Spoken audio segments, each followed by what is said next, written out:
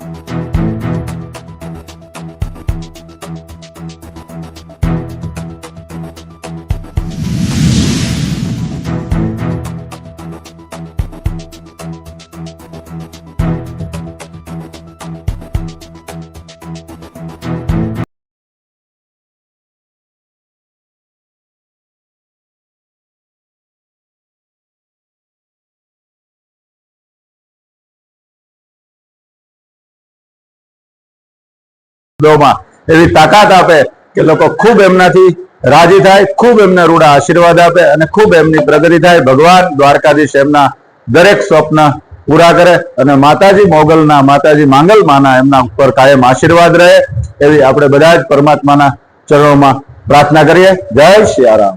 મહાત્મા ગાંધી આરોગ્ય મંદિરના ટ્રસ્ટી અને ભૂમિદાતા શ્રી માયાભાઈ આહિરનો આજે જન્મદિવસ હોવાથી એમને 57મા જન્મદિવસની અમે ખૂબ ખૂબ શુભકામનાઓ પાઠવીએ છીએ અને આજના દિવસે એમના જન્મદિવસ નિમિત્તે અમારા હોસ્પિટલ પરિવાર તરફથી ફ્રૂટ વિતરણનો પણ કાર્યક્રમ થયેલો હતો।